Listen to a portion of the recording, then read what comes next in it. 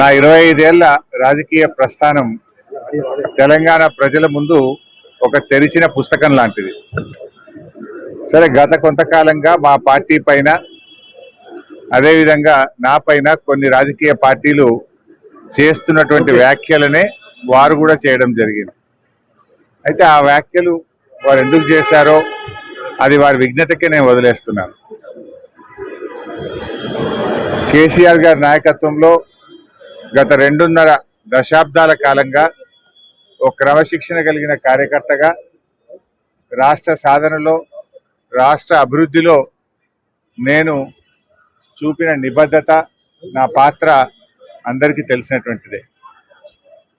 ఈరోజు రాష్ట్రంలో ఎరువులు దొరకక ఒకవైపు రైతులు గోసపడతా ఉన్నారు, మరొక వైపు వరద ప్రాంతాల ప్రజలు అనేక ఇబ్బందుల్లో ఉన్నారు.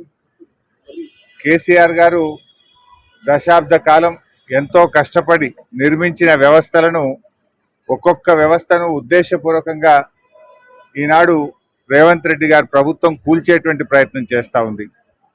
సో ఇటువంటి పరిస్థితుల్లో కష్టాల్లో ఉన్న ప్రజల్ని ఆదుకునే విషయంలో, తెలంగాణ ద్రోహుల చేతుల్లో నుంచి ఈ రాష్ట్రాన్ని కాపాడుకునే విషయంలో మా దృష్టి అంతా ఉంటుంది.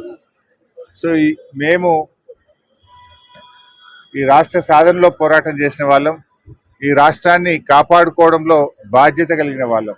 సో మా సమయాన్ని అంతా కూడా దాని మీదనే మేము వెచ్చిస్తాం.